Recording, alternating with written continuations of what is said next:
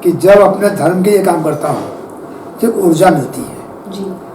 और बड़ा गर्व होता है कि कम से कम मैं आज देश धरती अपने धर्म के लिए काम तो आ रहा हूँ। और उसमें जब केस लड़ते हैं तो वकील का चोंगा जरूर होता है, पर वास्तव में बुद्धि से दिल से खुद बातकारी होते हैं जी। और समय आने पे हम लोग सजग रहें और अलर्ट रहें कि हमें इस देश को हिंदू राष्ट्र में कन्वर्ट करना है और लाल किले पे बहुत जल्द भगवा झंडा में फहराना।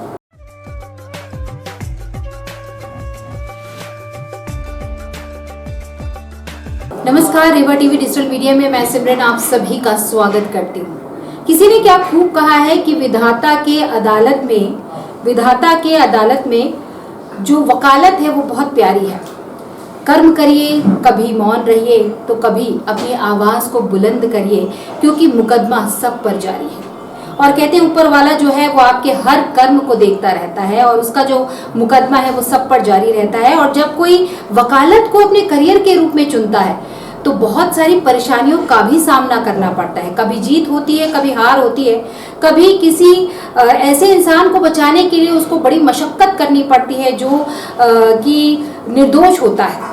और जब वकालत के साथ साथ जब कोई धर्म और साहित्य और उसके साथ संस्कृति की बात करता है, सनातन को बचाने का प्रयास करता है, तो उसके मार्ग में रोड़े बहुत आते हैं। और आज संस्कारधानी जबलपुर शहर के लिए बड़े ही गौरव की बात है कि ऐसे कर्मयोगी और ऐसे वकालत में अपना नाम रोशन करने वाले दो महान विभूति हमारे जबलपुर शहर संस्कारधानी में पधारे हैं। तो आइए देर ना करते हुए हम आपसे उनकी मुलाकात करवाते हैं।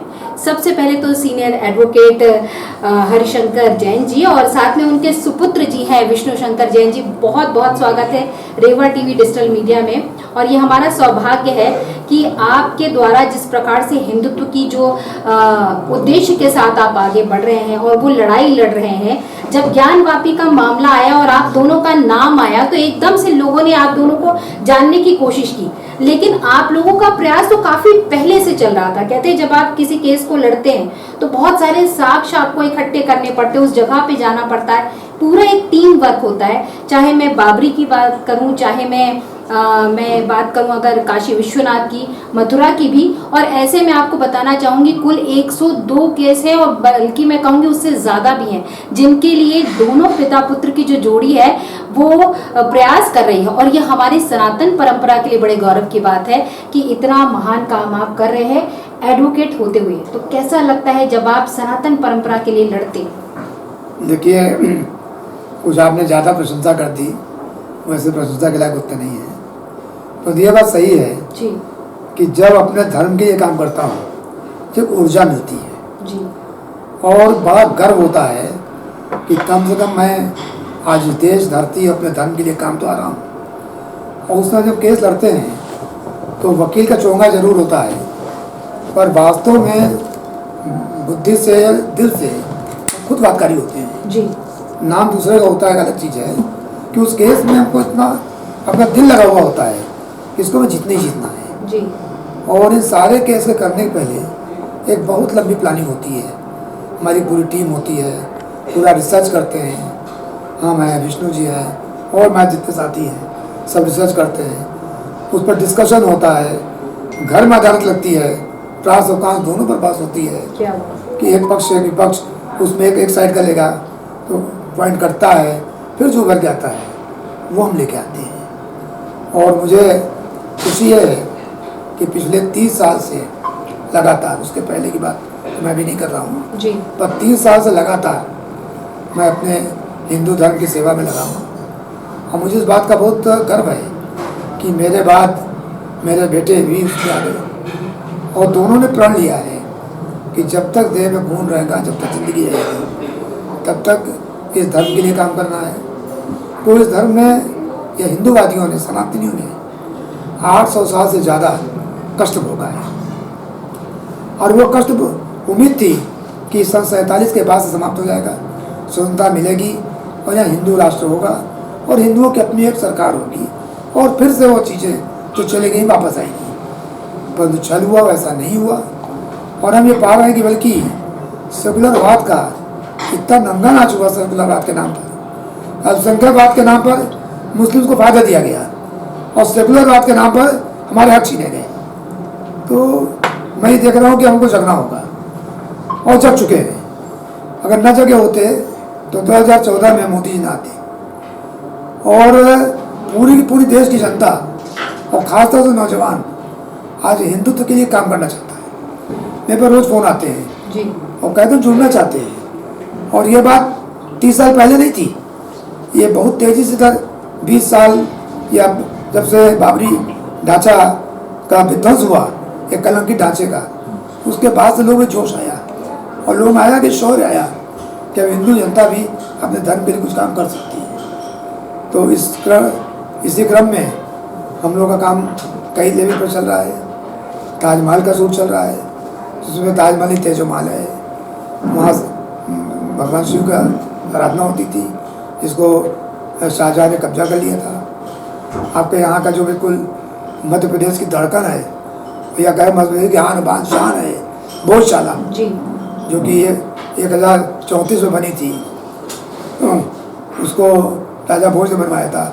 माँ सरस्वती का भव्य मंदिर था, संस्कृत की पाठशाला थी, उसको भी मुस्लिम में कन्वर्ट कर दिया गया। उसकी लड़ाई लड़ना है, रिट फाइल किया, रिट एडमिट हो चुकी है इस 11 मई को, और शायद महीने 2 महीने में उसकी हियरिंग होगी। इसका काशी विश्वनाथ का तो चल ही रहा है, तो आप सबको मालूम है। मथुरा का चल रहा है, मथुरा भगवान श्री कृष्ण की जन्मभूमि भी, वहाँ भी मस्जिद बना दी गई। ये जो हिंदू धर्मस्थान उनको आपने कब्जा कर दिया। इस कुतुब मीनार का चल रहा है, कुतुब मीनार में 27 हिंदू जैन मंदिरों तोड़कर उनके मलबे से 100 काल जो बनाएगी उसका नाम रखा गया कुब्बतुल इस्लाम। इस्लाम की ताकत, मस्जिद का नाम है इस्लाम की ताकत। सोचिए कैसा धर्म है, तो वो बनाएगी। तो हम सबकी लड़ाई लड़ रहे हैं और कुछ काफ़ी कई मुकदमे जीत चुके हैं, कई जीतने के कगार पर हैं। और मुझे उम्मीद है कि सबको, मध्य प्रदेश वासियों को भी शुभ सूचना बहुत जल्दी मिलेगी। कहते हैं कि आपके जो नाम का आपके व्यक्तित्व पर बहुत बड़ा असर होता है विष्णु जी। और जैसा मैं अगर कहूँ कि पिताजी के नाम के साथ भी भगवान का नाम जुड़ा हुआ है और आपके नाम के साथ भी। और भगवान जो होते हैं अपने भक्त को खुद चुन लेते हैं, और सनातन परंपरा के लिए, या मैं कहूँ कि सनातन के लिए वही आगे आ पाता है जिसमें वो जज्बा होता है, जिसमें वो मर मिटने की और लोगों को अपने साथ लेके चलने की एक, वो कहते हैं ना कि मुहिम होती है।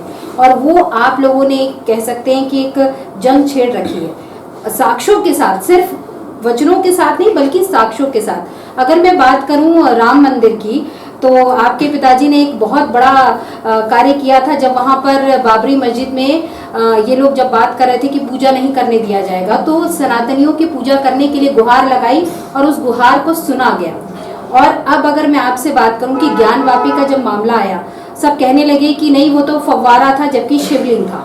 तो उस पर जब आप लोगों ने प्रयास किया, जिस प्रकार से बात हुई उस समय कैसा, क्योंकि कई बार ये होता है कि जब आप किसी चीज को लेकर आगे बढ़ते हैं तो आपको कई बार प्रताड़ित किया जाता है, तो आपकी लाइफ में कभी ऐसा कोई फेस आया कि आपको ऐसा लगा कि बहुत प्रेशर है? देखिए, मैं ये तो नहीं कहूँगा कि कभी हमें ऐसा लगा कि बहुत प्रेशर है, क्योंकि एक्चुअली मन में और पूरी हमारा जो इंटरनल डिस्कशन होता है उसमें हमेशा सिर्फ यही बात होती है कि कैसे हमें अपने लक्ष्य की ओर अग्रसर रहना है।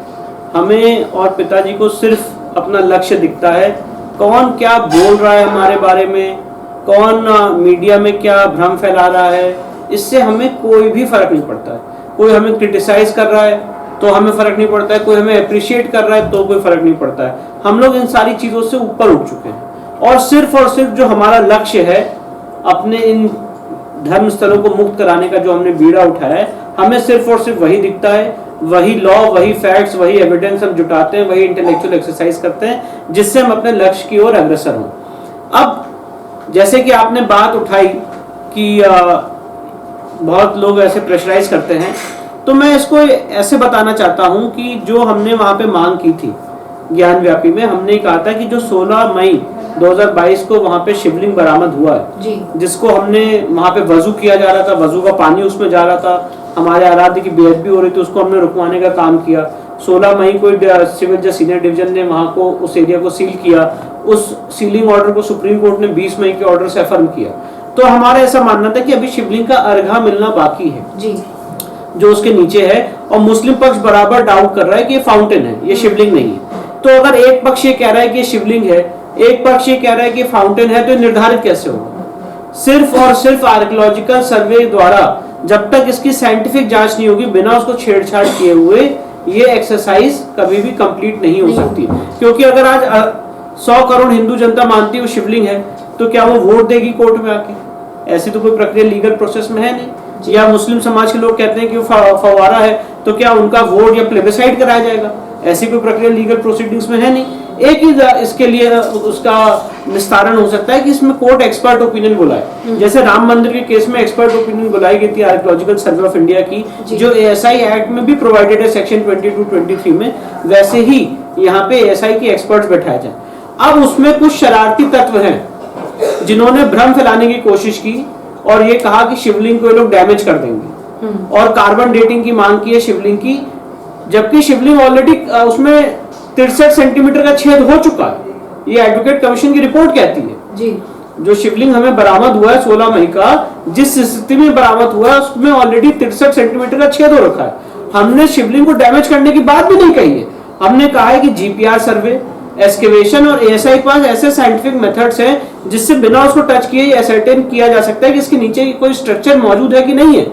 डायरेक्टर ऑफ एएसआई ने ऑन रिकॉर्ड एक बहुत ही प्रतिष्ठित चैनल में कहा कि हाँ, हमारे पास ऐसी टेक्निक्स हैं जिससे हम ये एसर्टेन कर सकते हैं कि वहां का स्ट्रक्चर जो है बिना उसको टच किए डैमेज किए कितना पुराना। पर भ्रम फैलाने की कोशिश की गई कि नहीं शिवलिंग डैमेज हो जाएगा, और बहुत शरारती तथ्य है इसमें।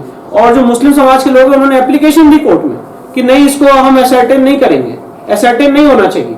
उन्होंने ये तो माना कि हम कह रहे हैं कि फव्वारा है और ये सवाल जो है ये निस्तारित होना चाहिए कि शिवलिंग है कि फव्वारा, पर कैसे निस्तारित हो उस पर उनका विरोध है। मैं आज ये बात कहना चाहता हूं आपके चैनल के माध्यम से कि अगर वो ये मानते हैं कि ये फव्वारा है तो उनको जांच से डर क्यों? सही बात। उनको जांच में कोऑपरेट करना चाहिए। हमें बताना चाहिए कि आप दोनों ने गलत कहा कि ये शिवलिंग है और उस जांच में कोऑपरेट करना चाहिए। हम तो कह रहे हैं कि जांच हो और वो जांच से भाग रहे हैं। तो कोर्ट ने हमारी एप्लीकेशन को रिजेक्ट किया इस ग्राउंड पे कि शिवलिंग डैमेज किया जा सकता है और शिवलिंग को डैमेज हो सकता है बिना एएसआई को बुलाए हुए। कोर्ट ने ये भी गलत फाइंडिंग दी कि ये सुप्रीम कोर्ट के ऑर्डर का उल्लंघन होगा। ये फाइंडिंग भी डिस्ट्रिक्ट जज साहब की गलत है, क्योंकि सुप्रीम कोर्ट ने 20 मई के ऑर्डर में डिस्ट्रिक्ट जज साहब को कहा है कि आप इस केस का पूरा ट्रायल और सारी एप्लीकेशन डिसाइड कर सकते हैं। और इस मांग को लेकर हम सुप्रीम कोर्ट गए थे। सुप्रीम कोर्ट ने कहा कि नहीं, आप वापस अप्रोप्रिएट फोरम में जाइए, डिस्ट्रिक्ट जज के साथ डिस्ट्रिक्ट जज साहब के सामने जाइए, वही सारी चीजें डिसाइड करेंगे। ये रिटर्न ऑर्डर है। इस ग्राउंड पे पिटीशन विड्रॉ की गई थी और उसके बाद डिस्ट्रिक्ट जज साहब कह रहे हैं कि अब हमारे पास पावर ही नहीं इसको डिसाइड करने की।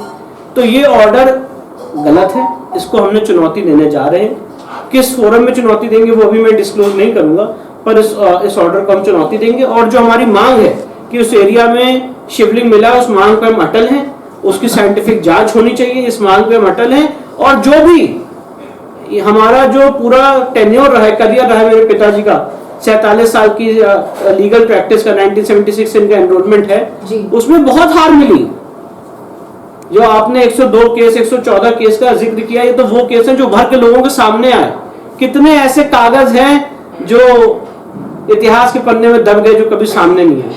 बहुत सी ऐसी मांगे थी जो सनातनियों के लिए रेस की गई इन 45 सालों में, सामने नहीं आई।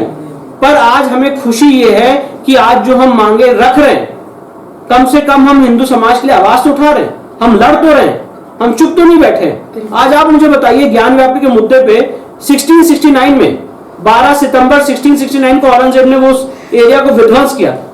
पहला केस जो हिंदू समाज की तरफ से फाइल हुआ वो हुआ 1991 में, पहला केस। तो करीब आप अगर उसको जोड़ लें, उसका आकलन कर लें, तो 370 साल करीब, जो भी उसका आकलन हो, उतने साल तक हम पूरी सिविलाइजेशन चुप बैठी रहे, उस गुलामी के दंश को हम झेलते रहे। और 1991 के केस में कोई डेवलपमेंट नहीं हुई। वो 30 साल से 32 साल से प्लेसेस ऑफ वर्शिप एक्ट की जद्दोजहद में चल रहा। मैं ये यहाँ पे नहीं बताने चल रहा, ये सारी बातें करने का इसमें कोई बैंक का भाव नहीं है कि इसमें हमने ऐसा किया। हमारा कहने का पर्पज ये है कि जब हमने ये केस फाइल किया तो उसमें हम प्लेसेस ऑफ वर्शिप एक्ट के हर्डल से बाहर निकले। 12 सितंबर 2022 को डिस्ट्रिक्ट जज साहब ने फैसला दिया कि यहाँ places of worship act apply नहीं होता, वक्फ एक्ट अप्लाई नहीं होता। इसी लीगल क्या कहते हैं माया जाल को फैला के पिछले 30 साल से 1991 का सूट मुस्लिम समाज के लोगों ने लटका रखा है। इस समय इलाहाबाद हाईकोर्ट में मामला पेंडिंग है। तो हमने उस नैरेटिव को तोड़ने का काम किया और हमारी यही मंशा है कि इस केस में एविडेंस लीड करने का हमें मौका दिया जाए, एक्सपर्ट ओपिनियन के आधार पे सारी हिस्टोरिक और शास्त्रीय नियमों के हिसाब से डे टू डे का ट्रायल हो और उसके बाद 100 लोगों के सामने नतीजा है। तो इस मांग पे हम अटल है। अब इस लड़ाई में कोई हमें अच्छा बोल रहा है, बुरा बोल रहा है, प्रेशर कर रहा है, हमें कोई प्रेशर नहीं, ना हमें किसी चीज की इच्छा है, ना हमें किसी चीज का मोह है। हमें जो हम लड़ाई लड़ रहे हैं, हमें वही लड़ाई लड़ते हैं और इसके अलावा हमारे कुछ है ही नहीं मन में, तो इसलिए हमें कोई प्रेशर आता नहीं। ये बात अच्छी है कि आपका कहना है कि प्रेशर नहीं रहता है, और दूसरी बात ये है कि जिसके साथ भगवान का आशीर्वाद होता है उसके साथ किसी का प्रेशर काम नहीं चलता। और जैसे आपने कहा आर्कियोलॉजिकल सर्वे ऑफ इंडिया, तो मेरी मुलाकात के मोहम्मद जी से हुई थी जो आर्कियोलॉजिकल सर्वे ऑफ इंडिया के रहे हैं और जिनकी रिपोर्ट के आधार पर कोर्ट ने राम मंदिर के साक्ष्य जो उन्होंने इकट्ठे किए थे, उन्होंने कहा था एक बार नहीं बल्कि 9 बार मैंने वहां पर जाकर रिसर्च किया। और साथ ही साथ उन्होंने ये भी कहा था कि ऐसी बहुत सारे मंदिर हैं जिस पर मस्जिद बना दिए गए। अब आप सोचिए कि वो भी एक मुस्लिम है, लेकिन उन्होंने मुझे कहा था कि ऐसे बहुत सारे मंदिर हैं जिन पर मस्जिद तन गए, और वो इसलिए हैं क्योंकि मुगल आपके यहाँ लूटने आए थे तो वो निर्माण नहीं कर सकते।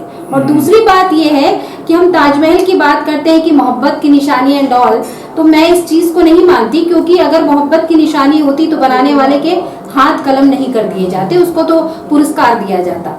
तो तेजो महल है, सभी लोग कह रहे हैं, अभी आपकी ज्ञानवापी की लड़ाई है, फिर ताजमहल की है, कुतुब मीनार की है, मथुरा के लिए सभी बड़े जो हैं वेट कर रहे हैं। तो ये लड़ाई जो है वो लंबी चलने वाली है, क्योंकि राम मंदिर का फैसला आने में कितनी पीढ़ियां चली गई, कितने लोग जो हैं वहां पर बलिदान हो गए, तब जाके भगवान श्री राम का इतना अच्छा दरबार बन रहा है।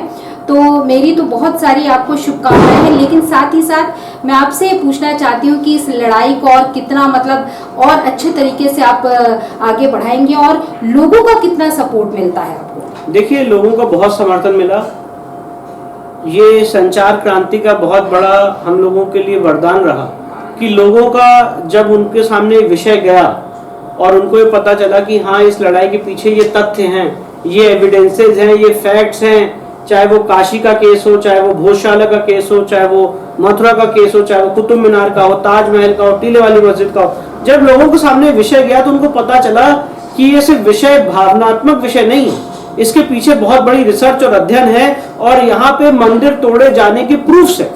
हम यहाँ पे उन चीजों की बात कर रहे हैं जहाँ पे मंदिर तोड़े जाने के प्रूफ्स हैं। तो इसीलिए मैं ऐसा मानता हूँ कि जैसे कि आपने कहा कि एक लंबी लड़ाई है, काफी देर तक चलेगी। मुझे ऐसा लगता है, जो मेरा अपना मानना है, ये लड़ाई ज्यादा लंबी चलेगी।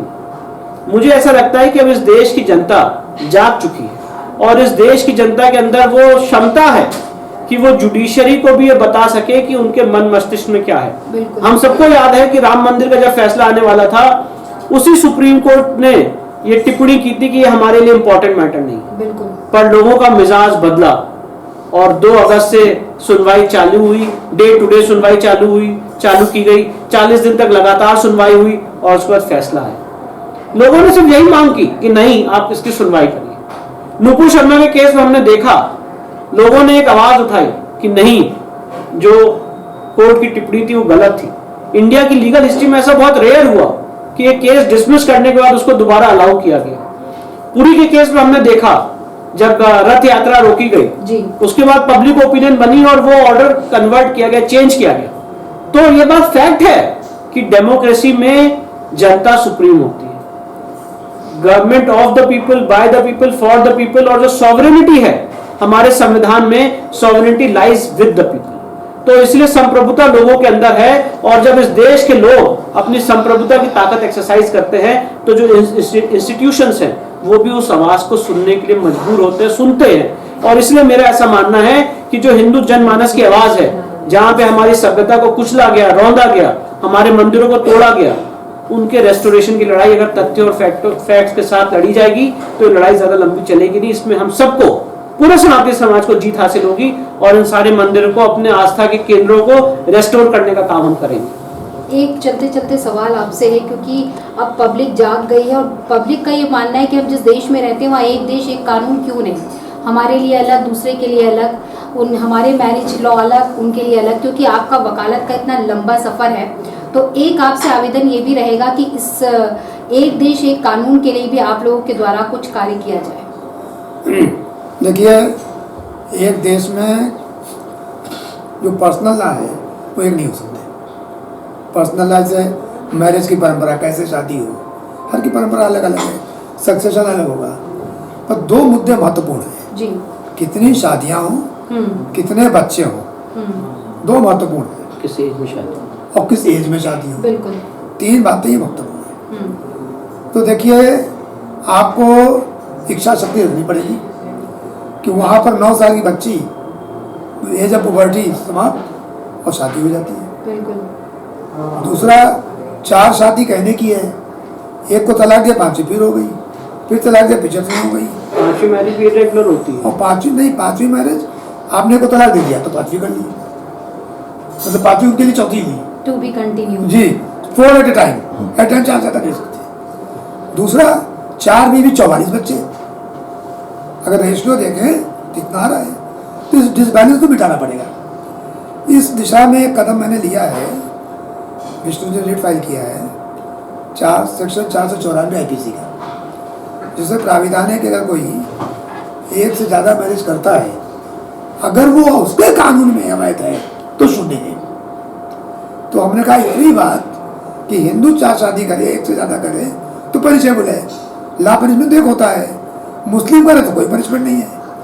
तो एक ही जुर्म के लिए एक को जेल, एक को मजा, तो ये गलत है जी। तो सुप्रीम कोर्ट 5 जजेस को मामला रेफर हो चुका है और सुनवाई हो रही है। चलते चलते सभी को क्या संदेश देना चाहेंगे आप दोनों? सबसे पहले एक संदेश ये है कि सारे नौजवान एक हों, तो जब नौजवान एक हो जाएंगे तो देश को हिंदू राष्ट्र बनाने से कोई रोक नहीं सकता। भारत हिंदू राष्ट्र बढ़ रहा है, चेतना जाग रही है और जागती ही जाएगी। पर नौजवानों को जो फिल्में हैं उनको छोड़ना पड़ेगा, जो फिल्मी स्टाइल इसको छोड़ना पड़ेगा, केक काटने की परंपरा, अंग्रेजी नॉवेल्स बनाना और रोज़मर्रे में सब अपना जो भी चल रहा है उसको ख़त्म करना, और साथ साथ अपने बच्चों को, जो नए बच्चे आ रहे हैं 2 में 3 में, उनको अपने ग्रंथ पढ़ाना। जब तक आपने ग्रंथ नहीं पढ़ाएंगे तो उनके पास वो धार्मिक भावना ही नहीं जाएगी। अगर धर्म का आप शुरू से पदार्पण कर देंगे आ जाएगी तो लफ्ज़ याद और ये वो सब खत्म हो जाएगा।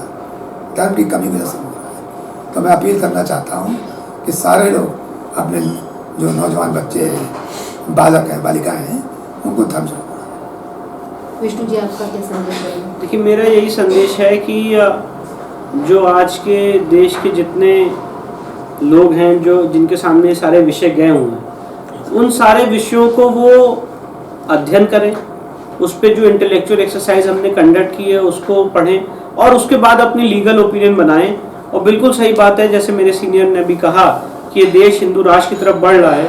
हिंदू राष्ट्र का मतलब एक आध्यात्मिक राष्ट्र, हिंदू राष्ट्र का मतलब राम राज्य, हिंदू राष्ट्र का मतलब जहाँ पे जस्टिस टू ऑल हो, अपीजमेंट टू नन हो, जहाँ पे वक्फ एक्ट जैसी असीमित अधिकार जैसे कोई प्रोविजंस ना हो, जैसे पिनल लॉ का भी जिक्र किया गया वैसे डिस्क्रिमिनेशंस ना हो, और जिस तरह से हमारे ऊपर आए दिन अत्याचार किया जा रहा है वो सारे अत्याचार बंद हो। उस हिंदू राष्ट्र की तरफ, उसकी पब्लिक ओपिनियन बनाने की तरफ हम सबको सोचना चाहिए, सारे युवाओं को सोचना चाहिए, सारे सीनियर्स को सोचना चाहिए।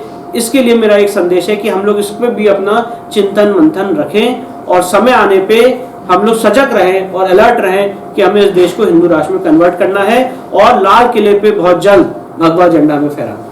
क्या बात है, बहुत बहुत धन्यवाद आप दोनों का इतनी महत्वपूर्ण जानकारी देने के लिए।